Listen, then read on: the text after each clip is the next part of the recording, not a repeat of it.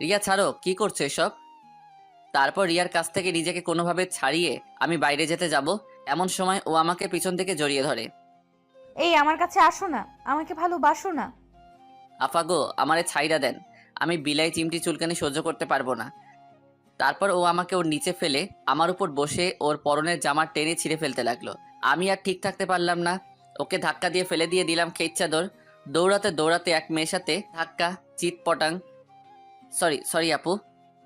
হেই বাঙালি। Yes. ওহ, আমিও বাঙালি। তা আপনি এভাবে দৌড়াচ্ছেন কেন? আর বইলেন না, আমার বউটা ড্রিঙ্ক করছিল, এখন উল্টাপাল্টা করতেছে। আচ্ছা চলেন তো দেখি।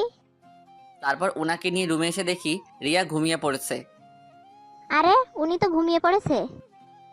আচ্ছা আপু, আপনি কি ওর ড্রেসটা চেঞ্জ করে দিবেন? মেয়েটা একটু অবাক হয়ে বলল, আপনি ওনার হাজবেন্ড না? হ্যাঁ, মানে আমি তো মেয়েদের ড্রেস পরাতে পারি না। ওহ আচ্ছা ঠিক আছে, আমি চেঞ্জ করে দিচ্ছি। তারপর আমি বাইরে এসে অপেক্ষা করতে থাকলাম। হয়ে গেছে। থ্যাঙ্কস।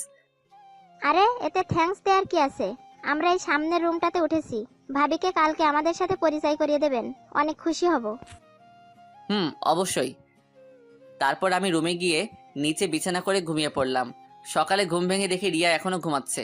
আসলে ঘুমন্ত অবস্থায় রিয়াকে একটু বেশি মায়াবী লাগে, যেন এক ভিনদেশি পড়ি। খুব ইচ্ছে করছে ওকে একটু ছুঁয়ে দিতে। আরে না না, পরে আবার টের পেয়ে গেলে কি না কি ভাববে। আরে না, শুধু একটু ছুঁয়েই তো দেখবো, টের পাবে না। তারপর যেই ওকে ছুঁতে যাব ঠিক তখনই ওর ঘুমটা ভেঙে যায়। তুমি? বিছানা ছেড়ে উঠে বসে বলল, ছি ছি স্যার, তুই এত বাজে। ছি তুই। এসব বলতেছে ঠিক তখনই ও খেয়াল করে দেখে যে ওর ড্রেস চেঞ্জ করা, আর সাথে সাথেই ঠাস। আমি গালে হাত দিয়ে ওর দিকে বোকার মতো তাকিয়ে আছি। তুই তুই এটা করতে পারলি? তুই এত খারাপ, আমি স্বপ্নেও ভাবি নাই তুই এমন খারাপ কাজ একটা করতে পারবি। রিয়া, বিলিভ করো আমি তোমার কোনো ধরনের ক্ষতি করিনি। তারপর রিয়া আমার গালে আরেকটা থাপ্পড় মারলো। তোকে আমার চেনা হয়ে গেছে। আমি ভেবেছিলাম তুই ফাজিল হলেও তোর মনটা অনেক ভালো, কিন্তু তুই তুই এটা কেন করলি? আমি আর কিছু না বলে রুম থেকে বেরোতে যাব, এমন সময় রাতে যে বাঙালি আপুটা আমায় হেল্প করছিলেন উনি, আরে আপনি কোথাও যাচ্ছেন নাকি? আমরা আরো ভাবলাম আপনার স্ত্রীর সাথে পরিচিত হব। না মানে কোথাও যাচ্ছি না, আসেন আপনারা ভিতরে আসেন। উনি হচ্ছেন আমার হাজবেন্ড। হাই, আমি ইমন। হাই, আমি সাদ। রুমের ভিতরে যেতেই রিয়া আমার দিকে তাকিয়ে ইশারায় কিছু একটা বলতে চাইলো।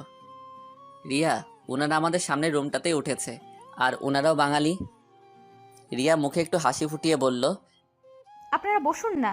তারপর ওনাদেরকে রিয়ার সাথে পরিচয় করিয়ে দিলাম। আদিত্যা, তাহলে তুমি আর রিয়া আপু গল্প করো, আমি আর সাদ একটু বাইরে থেকে ঘুরে আসি। ওকে। তারপর আমি আর ইমন দুজনে হাঁটতেছি। আচ্ছা, আপনি যদি কিছু মনে না করেন একটা কথা জিজ্ঞেস করব?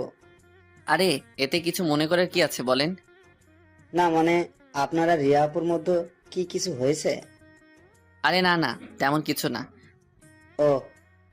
অন্যদিকে আদ্রিতা ও রিয়ার মধ্যে যে কথাবার্তা চলছে। আচ্ছা রিয়া, সাদ ভাই কি তোমাকে পছন্দ করে না? আরে পছন্দ করবে না কেন? না মানে রাতে যা ঘটেছে তা দেখে আমার মনে হচ্ছে সাদ ভাইয়ের সাথে আপনার তেমন ভালো সম্পর্ক নাই। রিয়া কিছুটা অবাক হয়ে বলল। রাতে কি ঘটেছিল? তারপর আদ্রিতা রাতের সব ঘটনা খুলে বলল। তার মানে রাতে আপনি আমার ড্রেস চেঞ্জ করেছেন? হুম। আচ্ছা আপু, ড্রিঙ্কস করলে মানুষ কেমন ধরনের উল্টাপাল্টা কাজ করে? কেন তুমি জানো না? না মানে, আমি তো ওসব সম্পর্কে জানি না। ড্রিঙ্ক করলে মানুষ তার কাছে থাকা মানুষটা ভালোবাসা পেতে চায়, আর তা সে না পেলে জোর করতে থাকে। কি? আপনি মজা করছেন না তো? না আমি মজা করছি না।